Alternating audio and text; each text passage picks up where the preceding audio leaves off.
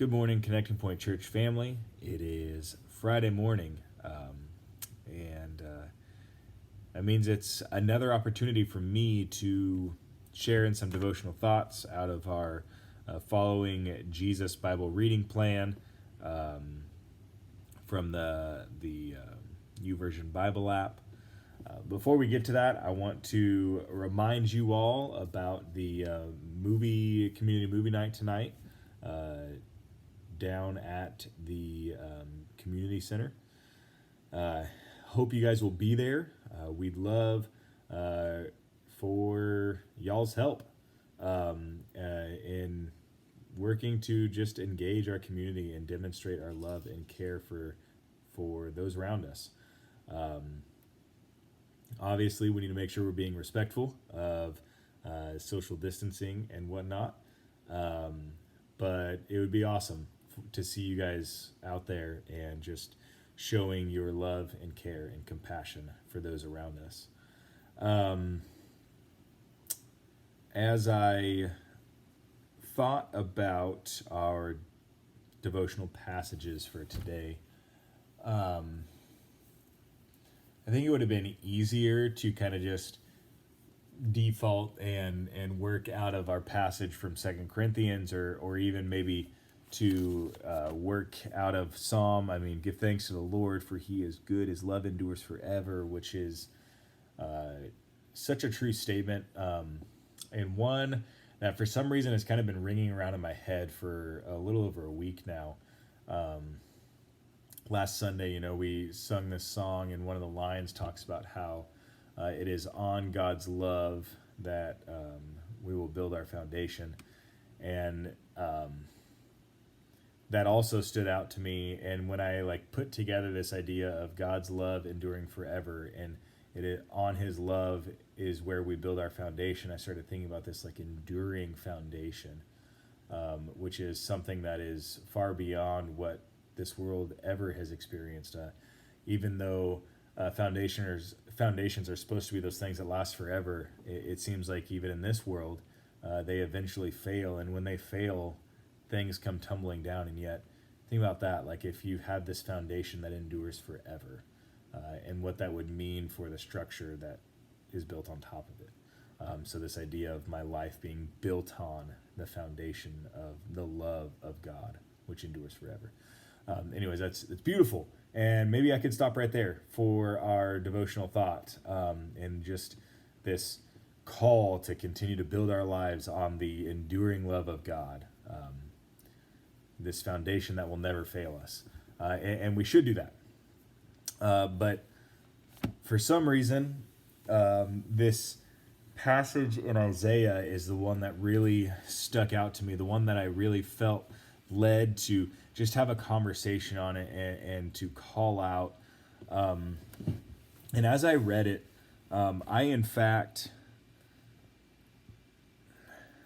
even though this was a prophecy of Isaiah that was spoken thousands of years ago, written thousands of years ago to a people who lived thousands of years ago, I found myself hearing it anew today and saying, kind of asking the question of, Lord, what does this have to say to me again?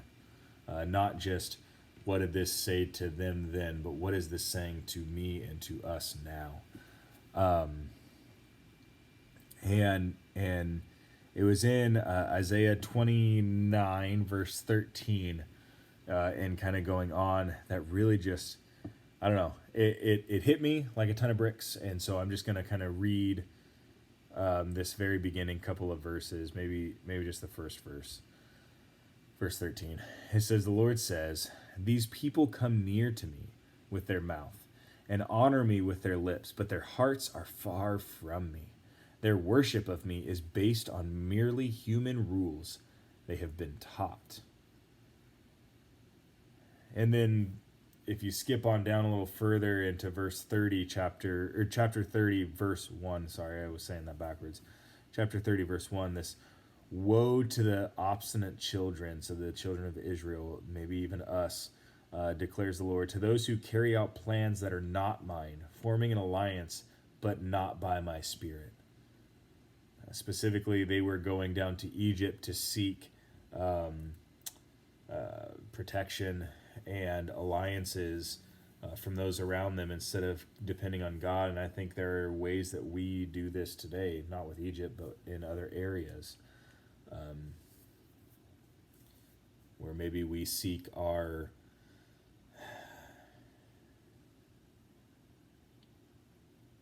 salvation from things like our 401k and other things like that. I don't know.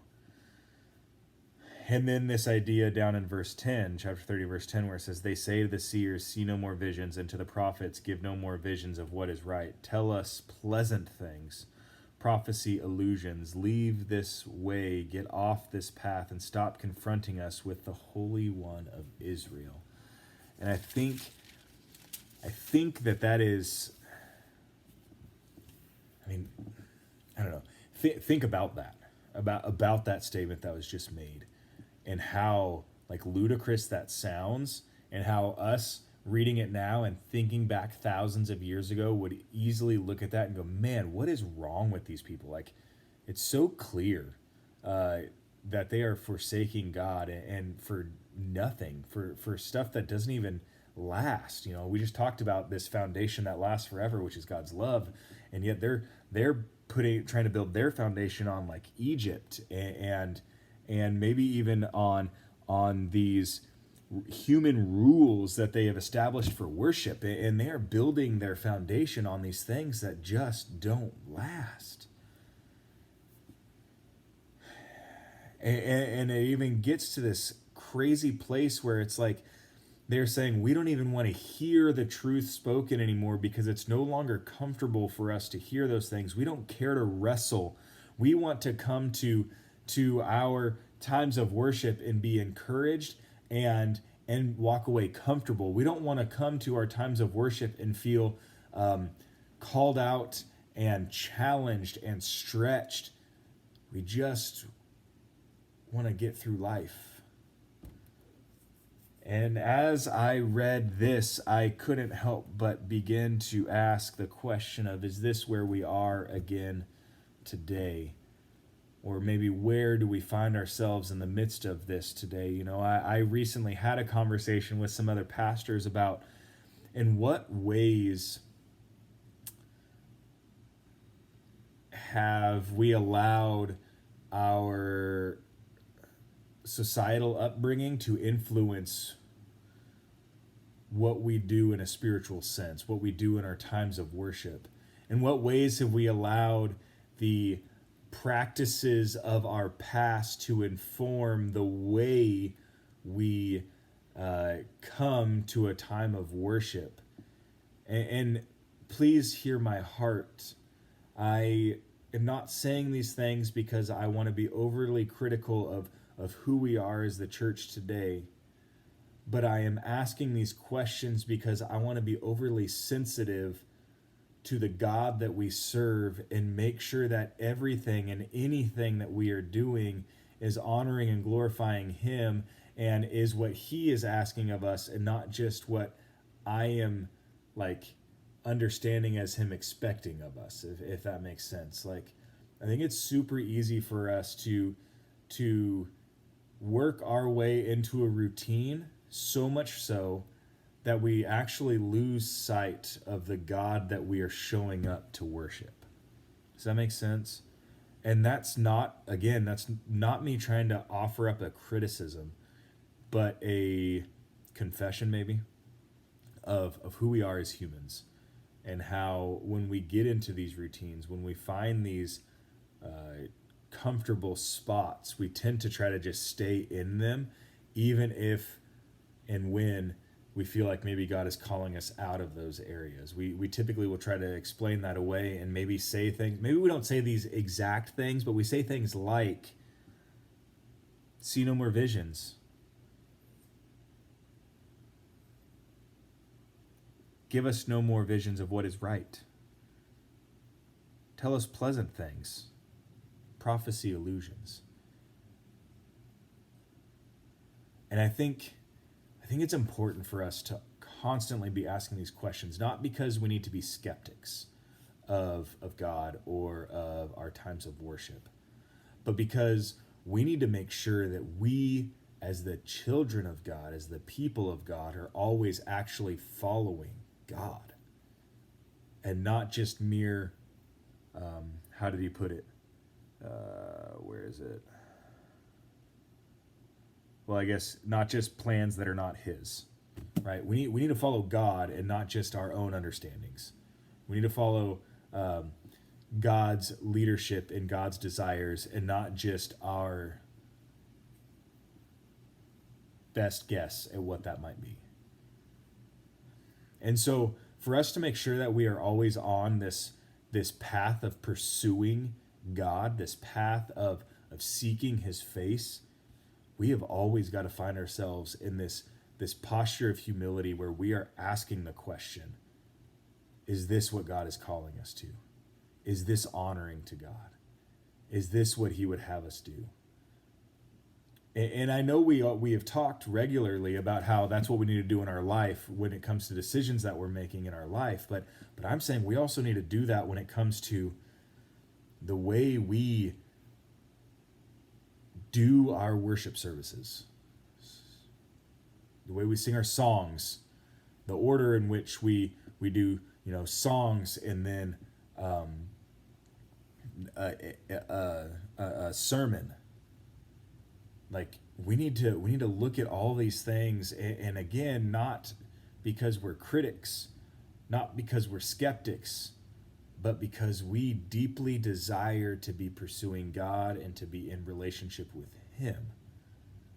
And so we always want to make sure that we are doing what we can to be as faithful as we can to our Father in heaven. And so I ask you, you guys are just as much of this body of believers as I am. I might be a pastor in this church because that's what I've been called to be, but that doesn't mean that I have like this corner on the market of what it means to faithfully pursue God and serve God. I recognize that you guys might have just as much to say to inform the direction of where we ought to go. And so I'd like you guys to think about that, to reflect on that, and to pray about that. And I'd love to be able to have a conversation with you guys. Let's be a people. Let's be a people that do more than come near to God with our mouths. But let's be a people who honor God with our lips, with our hearts, and with our actions. Yes, in the world around us, but also as we come together in our times of worship. Well, speaking of times of worship, we have the opportunity of gathering in just a couple of days. And so I look forward to seeing you guys there.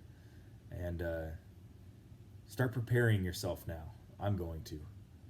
Prepare our hearts now for encountering the divine as we come together and honor and glorify his name in 2 days. I love you guys, and I look forward to seeing you guys soon. Peace out.